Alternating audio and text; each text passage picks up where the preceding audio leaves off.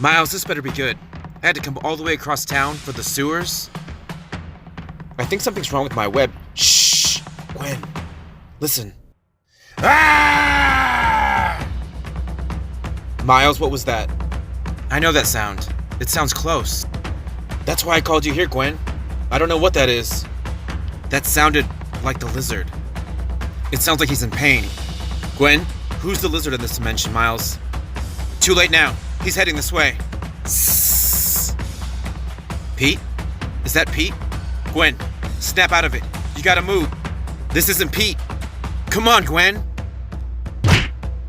Sorry, big guy. Back again, Marvel fans. This time with a quick video of Spider-Man Far From Home theories. Some Spider-Man toy photography.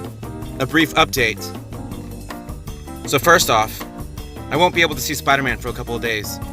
So please no spoilers in the comments down below. I do have plans to make the brief intro into a full story. Spider-Man Into the Spider-Verse was such a great movie. I absolutely love Miles and Gwen. As of now, Spider-Man Into the Spider-Verse and Spider-Man Homecoming are tied as my favorite Spider-Man movie. What about you? What's your favorite Spider-Man movie? Are you excited for Spider-Man Far From Home? We'll get back to that in just a second. Spider-Man Into the Spider-Verse introduced us to some great characters. I haven't had as much time lately to go out into nature and make the Pokemon videos, but I have had a bit of time for photography. The weather in Texas has been crazy. Some of the figures in this video have been sitting on my shelf for over a year. Because of the Spider-Man movie, I was excited. There were some great opportunities on Instagram to share Spider-Man photos, so I took advantage.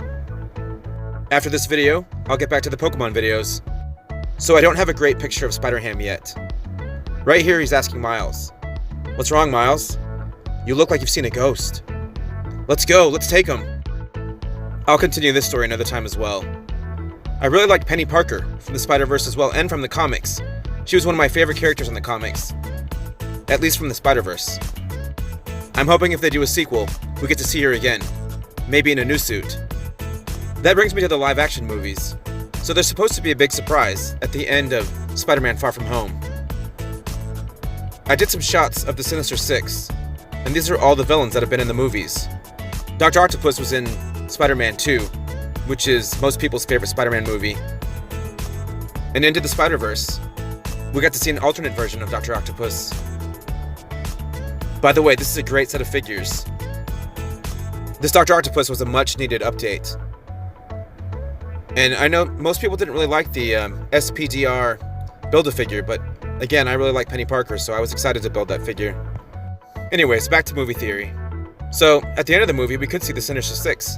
That might be kind of neat. Though I feel like Into the Spider-Verse, we saw at least 6 villains take on the different Spider characters. I haven't quite got that perfect Dr. Octopus picture yet. Still working on it. So we also saw the Vulture in the last movie, and that was a great character. Michael Keaton was amazing. I really feel like him as an actor, he could come back again. They should bring him back again.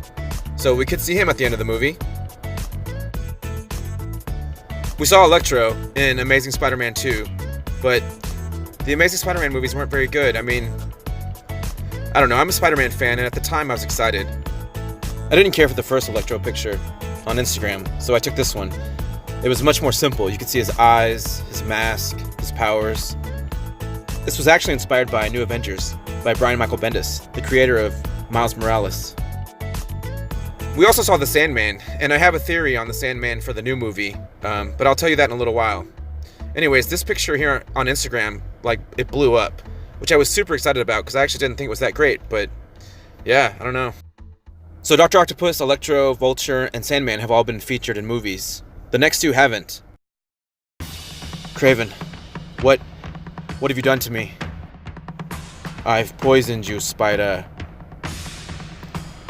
Now, little spider, let the hunt begin. By the way, as figures, this is a really cool set. This is a great Kraven figure. Whatever iteration of the Sinister Six they do would be cool. It would be neat to see Kraven. We haven't seen him yet. What's that gas? Quentin, what have you done to my senses? I can't tell what's real and what's not.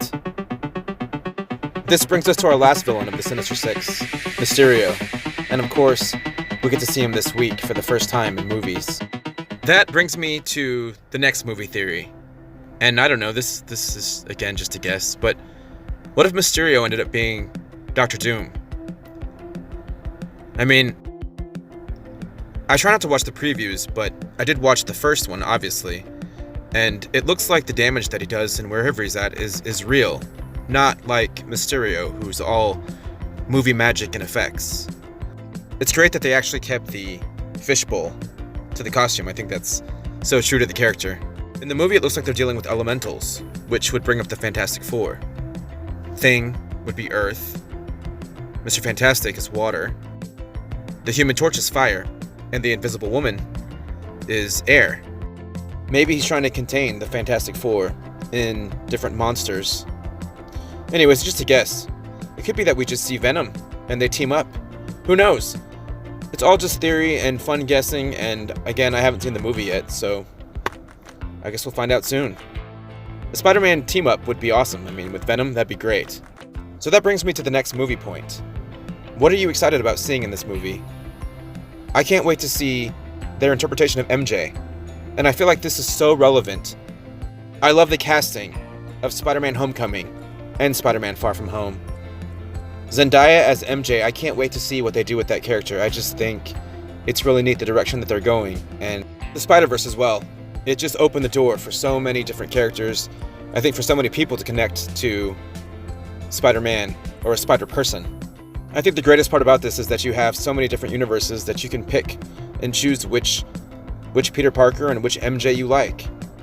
They've done some really neat things with Peter as making him kind of like the new Iron Man. It's really neat to see him in the different suits. I know we don't know much about this one, but obviously it's like a stealth suit. This is reminiscent of Secret War in the comics. And then later on they did Secret Wars with Dr. Doom involved, and that was really neat. So, I don't know, that also influences the Dr. Doom theory. But yeah, the new suits are really cool. It's really neat to see what Marvel's doing with Peter. Lots of different stuff, which I think is awesome. Makes it way more interesting. It's actually more comic accurate. I mean, it's really going along the history. The other suit in the movie, besides the Iron Spidey suit, is his first suit. The first one that he ever wore was more of a black and red than it is a blue and red. The last thing I'll say before I close this video up is I'm really looking forward to the story. I hope it's a good story. I can't wait to see Aunt May as well, and just the true human interactions. And I think that's what really makes the stories with Spider-Man resonate. Is that he's always thought through his problems, it always comes back to family. So, anyways, Marvel fans, hopefully you enjoy the movie, and thanks for tuning in. I have a lot more for you, I promise. I know it's taking forever, but I'll look forward to seeing you, Gwen, Miles, and Peter in the next one. Oh, and in case you're wondering, the stories that I make will be more like the Pokemon videos. And last but not least, have a happy 4th of July. Take care.